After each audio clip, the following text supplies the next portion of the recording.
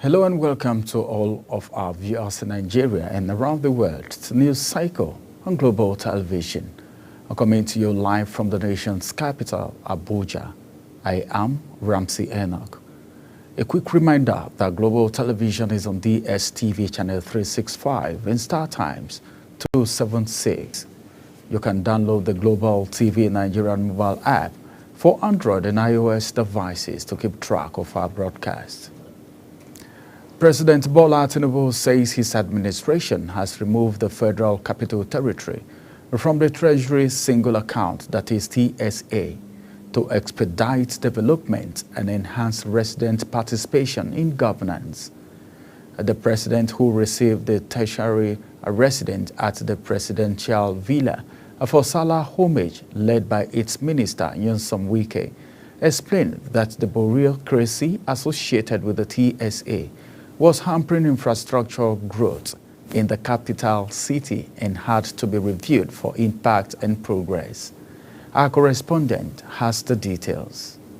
President Tinubu highlighted that freeing the Federal Capital Territory from Treasury single account restriction has swiftly catalyzed infrastructure improvement, enhanced healthcare services, as well as increased security measures. The president therefore urged more tolerance, broad-mindedness and patriotism. All I need to appeal for is the tolerance that got us this far. We had the lessons of Ramadan. We must continue to abide with that. We must continue to share. You must continue to remember those less privileged people, the orphanage, the widows and widowers, the have-nots, believing that we can share both in joy and in time of need. And we can believe that Nigeria is greater than any one of us, including myself as the president. The FCT Minister Nyesom Wike pledged his loyalty to the president and pledged to develop the capital city, assuring that the FCT will soon complete many projects. As we approach the second anniversary of the administration, we're excited about the array of impactful projects that we have lined up for commissioning. These projects designed to improve infrastructure, economic opportunities, and overall quality of life stand as evidence to the administration's commitment to national development. The Vice President, Senator Kashim Shettima, National Security Advisor Nuhu Ribadu, Minister of Information and National Orientation Mohammed Idris, among others, attended the ceremony. Ramsey Enoch reporting for Global TV News. Edison Ehie, the chief staff to suspended Rivers State Governor Siminalaya Fubara, has alleged that he was offered 5 billion naira to coordinate the impeachment of his principal. He claimed he has evidence of the bribe offer stored on his phone, noting that the offer was made while he was serving as the majority leader of the Rivers State House of Assembly. The chief of staff also denied claims that he orchestrated the October 30, 2023 bombing of the Rivers Assembly complex on Fubara's order. In a different development, the People's Democratic Party, that is PDP, says the sole administrator of Rivers State, Vice Admiral Ibom Ibas, retired, is only dismantling all the governance structure put in place by the suspended governor of the state, Siminalaya Fubara. The chairman of PDP in the state, Name Ewo, spoke while reacting to allegations made by former Rivers HOS Dr. George Nweke against Fubara, PDP and Nigerian Labour Congress, that is NLC. PDP also alleged that Nweke has become a tool for Minister of the Federal Capital Territory, FCT, Nyesom Wike, to spread false information against Fubara and his team. The People's Democratic Party's forum has enjoined Nigerians, especially the Muslim Ummah, to reflect on the lessons of tolerance, love, and sacrifice learned during the holy month of Ramadan and apply the same in their daily lives for the greater benefit of the nation. This admonition was contained in a statement by the chairman of the People's Democratic Party's Governors Forum, Senator Bala Mohammed, who is also the governor of Bauchi State, on behalf of all members, signed on his behalf by the Director General of the Forum, Dr. Emmanuel Agbo, in Abuja. The Muslim faithful in Makurdi, the Benue State capital, have united in their congregation to recite and offer Eid prayers. This is to commemorate the holy month of Ramadan. Felicity Ndere has details of the story. It is an Islamic holiday marking the end of Ramadan, the month when Muslims fast daily from dawn to sunset. During the prayers, the Imam urged the congregation to increase their worship to God as well as charity deeds, saying that they need to emulate the Holy Prophet Muhammad. O you Muslims, I advise you and my humble self to fear Allah the Exalted, because that is the commandment given to both the past and present generations. Indeed, we have enjoyed upon those who were given the scripture before you, and you as well, to fear Almighty Allah. That is to follow the injunctions of Allah subhanahu wa ta'ala. Speaking with Global TV News, some worshippers thank Allah for the strength, privilege, and opportunity to be able to fulfill the demands the holy month of Ramadan brings. So during this Ramadan fasting, it makes all the Muslims come nearer to Allah subhanahu wa ta'ala.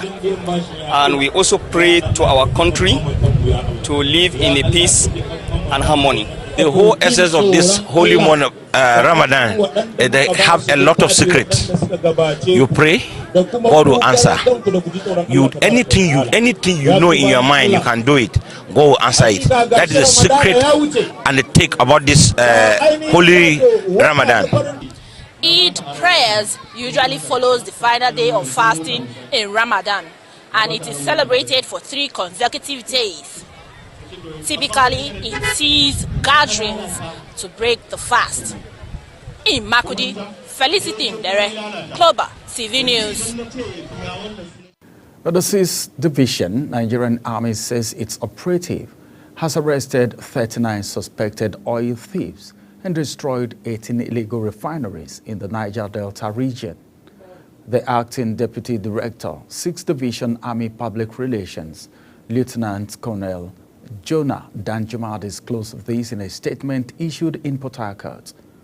Also, the Army says 60,000 liters of stolen products were seized during the crackdown against oil theft and related crimes in the region. The special operation, which lasted for 6 days across 3 states of the region, was in collaboration with other security agencies. The federal government has announced the closure of the Independent Bridge Marina Bond starting from April 1st for essential maintenance and rehabilitation works. The Federal Controller of Works, Lagos, Olukorede Kesha, made this known in a statement in Lagos. She explained that the bridge will remain closed until the end of May 2025. She said the closure will affect traffic traveling from Ahmadu Bello Way and Adiola Odeku towards Marina, Eko Bridge, and Oniko by Zone 2. Nigerian Security and Civil Defense Corps, that is NSDC, has impounded a truck loaded with 70,000 liters of stolen crude oil in Port Harcourt, Rivers State. This is contained in a statement signed by the NSCDC National Public Relations Officer, Afolabi Babawale, in Abuja. Babawale explained that the Commandant General Special intelligence squad has acted on an order to prevent incidents of pipeline vandalism, crude oil theft, and illegal dealings in petroleum products in Niger Delta.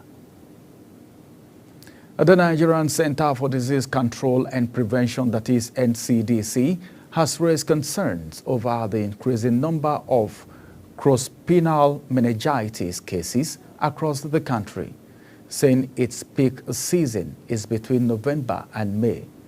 The latest figures indicate a surge in infections, with 807 suspected cases and 74 deaths reported across 22 states and the Federal Capital Territory as of March 26, 2025.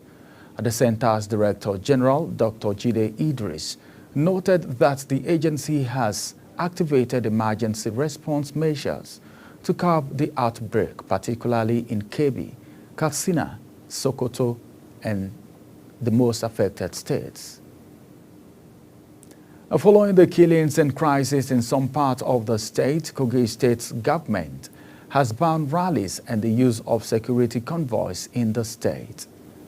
The state government position was made known in a statement signed by the Commissioner for Information and Communication, Kingsley Fanwo, after a meeting of the state government with traditional rulers and security operatives.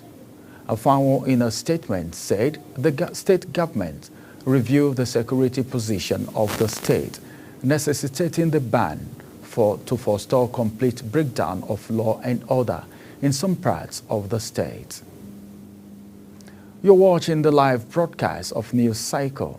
When News Cycle returns, Nigeria-European Union moved to strengthen €1.3 billion trade investment. Details coming shortly, plus foreign and sports stories on the other side of this break.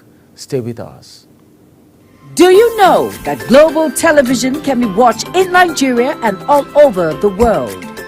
Download the Global TV Nigerian mobile app for Android and iOS devices to watch global television real-time from around the world. What are you waiting for? Start downloading and stay connected to global television.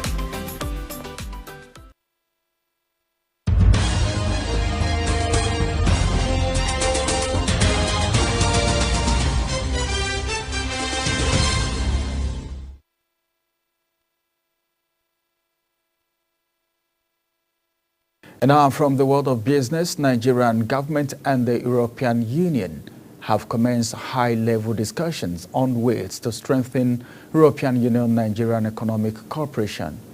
A statement issued by the Finance Minister on X noted that the Minister of Finance and Coordinating Minister of the Economy, Wale Edun, and the European Union Ambassador to Nigeria, Getia Mignat, engaged in the discussion at the meeting in Abuja, adding that Ambassador Mignot underscored the EU's position as Nigeria's largest trading partner and a major source of foreign direct investment. He proposed the creation of a formal trade and investment dialogue framework to unlock further opportunities through enhanced collaboration, particularly in infrastructure, green finance, and sustainable development. There has been anxiety in the downstream arm of the oil and gas sector as operators await the decision of the federal government on the Naira for crude deal between the Nigerian National Petroleum Corporation Limited and the Dangote Petroleum Refinery. The 6-month deal, which started in October 2024, officially ends today, Monday, March 31st, 2024.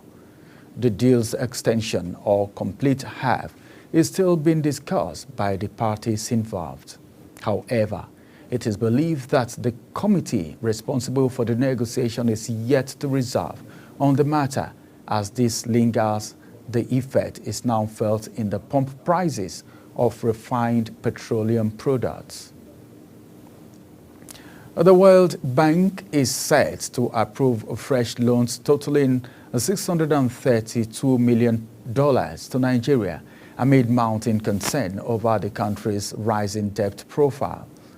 The loan are set to support critical areas including nutrition improvement and quality basic education. Information obtained from the World Bank's website shows that the two loans are expected to be approved today include $80 million for the Acceleration Nutrition Result in Nigeria's 2.0 project and $552 million for the Hope for Quality Basic Education for All programs. And now from the foreign scene, President Donald Trump says the tariff he plans to impose in the coming days will apply to all countries and not only those with the largest trade imbalance with the United States. Trump has promised a Liberation Day on April 2nd, when he is set to unveil reciprocal levies to address trade practices that his government deems unfair. Trump's upcoming tariff itself has been expected to target the 15% of partners that have persistent trade imbalances with the United States, a group Treasury Secretary Scott Bessent called a dirty 15. Meanwhile, President Donald Trump says he is confident of reaching a deal on TikTok ahead of the April 5 deadline for its Chinese-owned ByteDance to sell the popular short video app or see it banned in the United States. China had rubbed off a suggestion from Trump that he might offer a reduced tariff to get Beijing's approval for the sale of TikTok to a non-Chinese firm. Trump says the month the United States was in talk with 4 groups interested in acquiring the platform, which has 170 million American users.